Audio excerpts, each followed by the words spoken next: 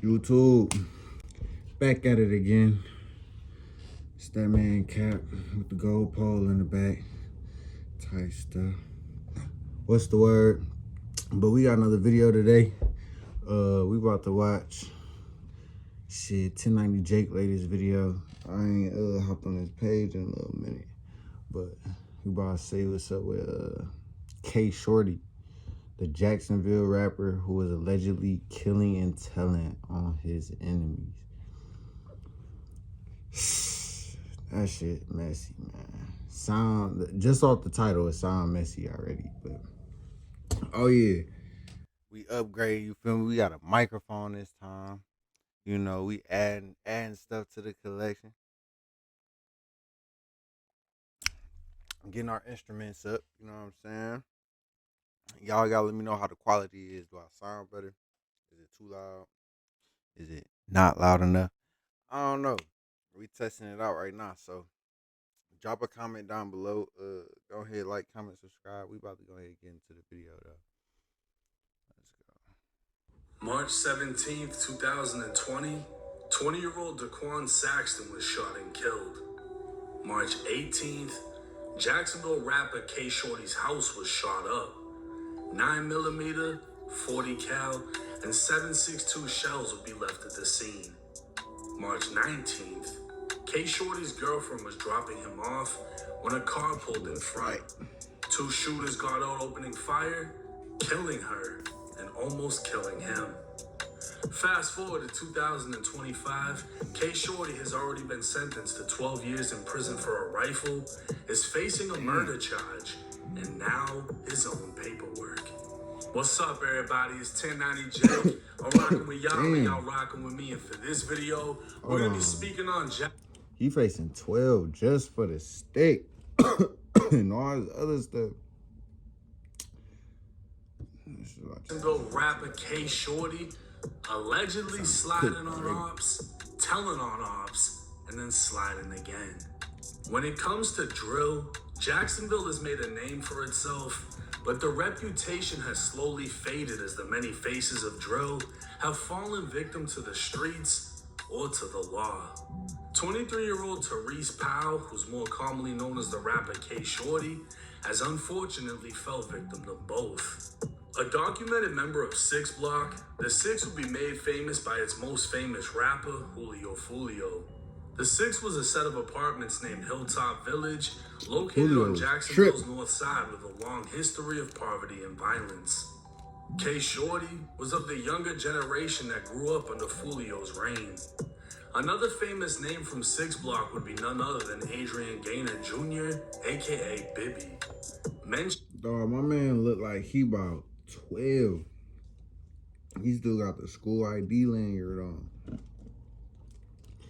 These YNs ain't coming to play, dog. YNs out here. And dissed numerous times throughout the years, Bibby was only 16 when he was gunned down inside Hilltop. K Shorty would describe their relationship like brothers, with Bibby even living in his own home for a period of time. In an interview with Off the Porch, K Shorty would speak on Bibby looking up to Fulio and warning him about how close he was getting, as everyone knew Fulio was the biggest target in the city. When he got killed, it wasn't for him. And that's just me being real.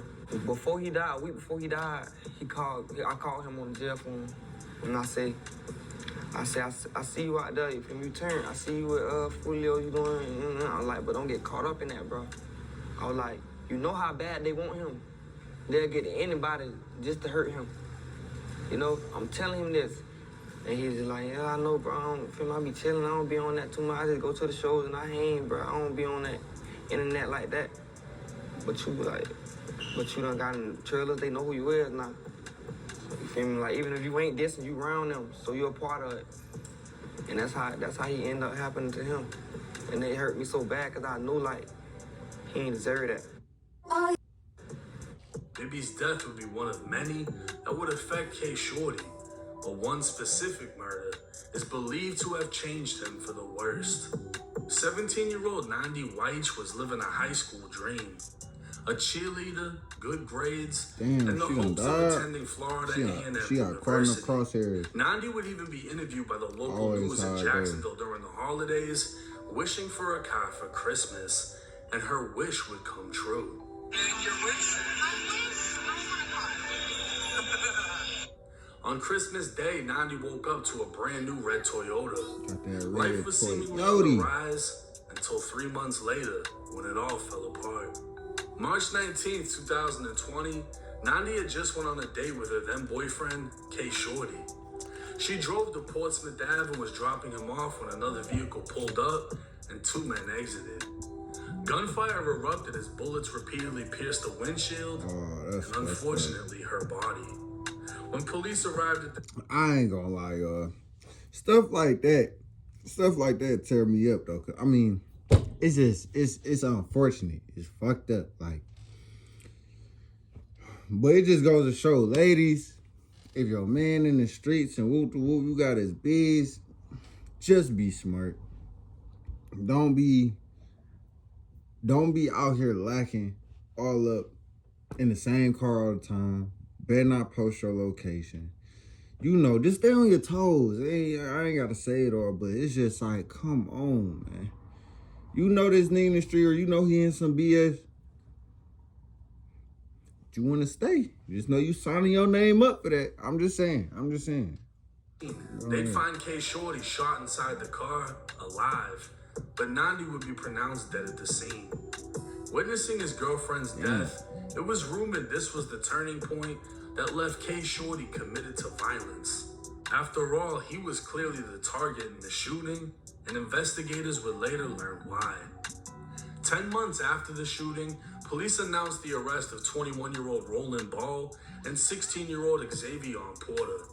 Through a search of Xavier's phone, investigators would recover messages in which he not only admitted to the murder, saying Nandi wasn't the intended target, he admitted they were trying to kill K Shorty, as K Shorty was the one who killed his older brother Daquan Saxton 2 days earlier. With the announcement of the arrest, the news would report police stated a gray vehicle was seen pulling up in front of Nandi's before 2 men got out and opened fire with an AK-47. The news would also report multiple people identified Roland Ball as a suspect in the case, and one of them, described as an eyewitness, told police they saw Ball get out of a vehicle armed with an automatic rifle and fire into Nandi's vehicle before taking off. We now know that eyewitness was none other than K Shorty. Roland's lawyer would file a motion to suppress in and out of court identification, and within that motion, they are attempting to throw out K Shorty, identifying Roland as one of the shooters. On April 8th, 2022, K Shorty participated in a deposition in an attempt to take back the statements he told to police after the shooting. Come to find out, K Shorty not only identified Roland as the shooter, he identified him by photo and signed the photo to confirm. Damn. Roland's co-defendant, Xavier, would also file a motion that the state... My fault, y'all. Technical difficulties. Got a little phone call in the shirt. Quick.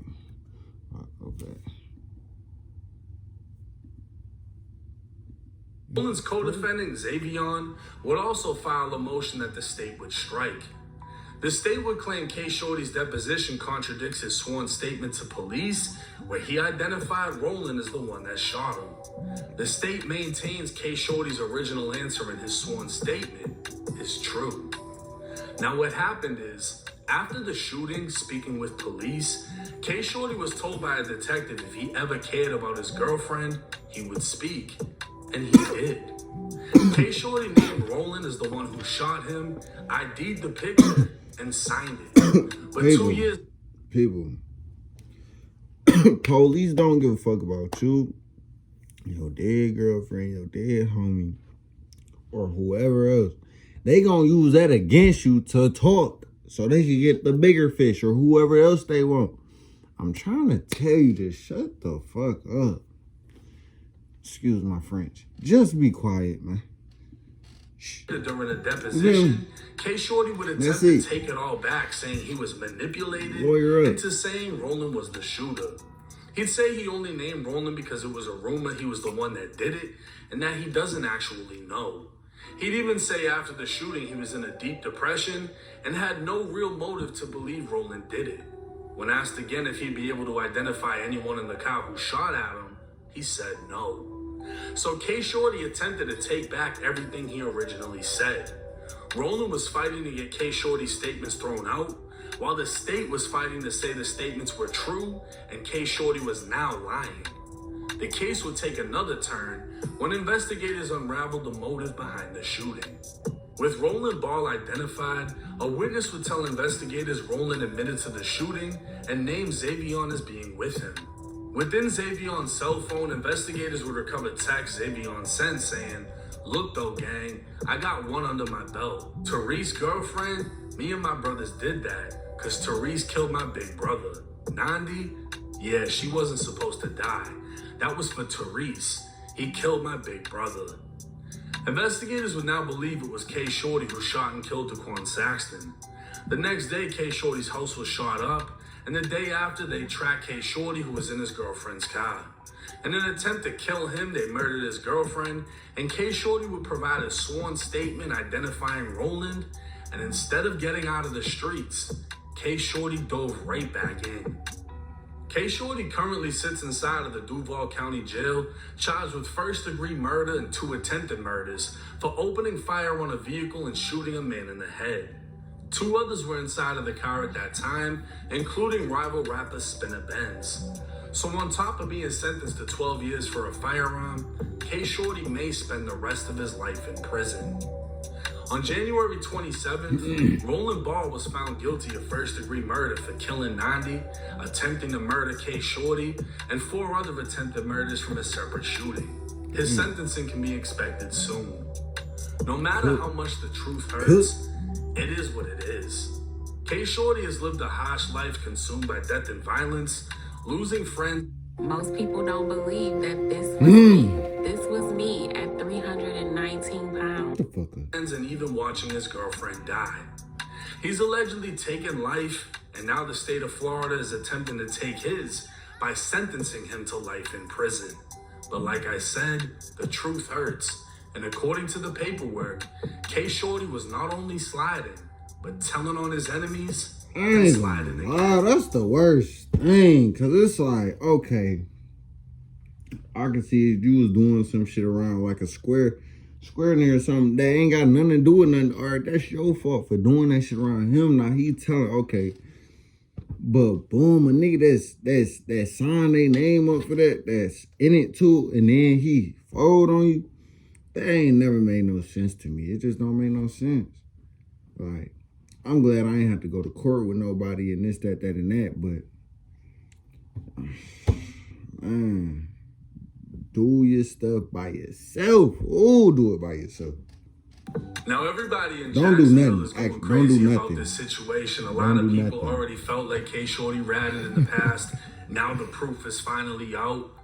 And then you got a lot of other people that are upset that his day homie getting exposed. I had a lot of people hit me up saying, how come you ain't exposed J-Dot? He exposed himself. When that paperwork dropped, he admitted that it was him and that he was a juvenile and that he wasn't in the streets at the time. There's nothing else I can fucking add on to that. He told, he said he told. What the fuck you want me to do?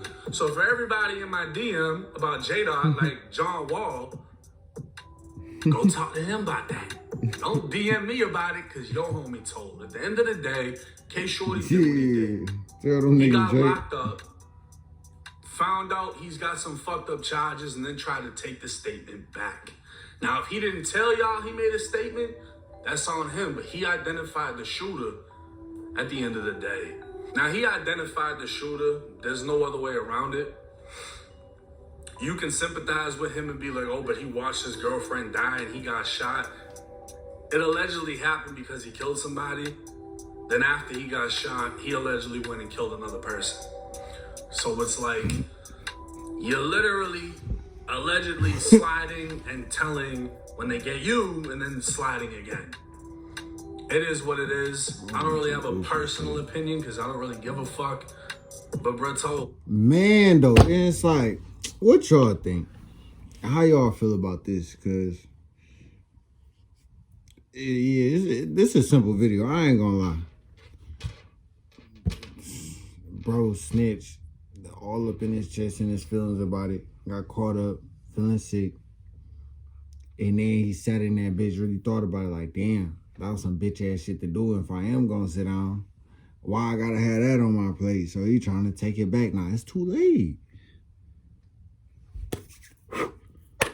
It's too late. Over with.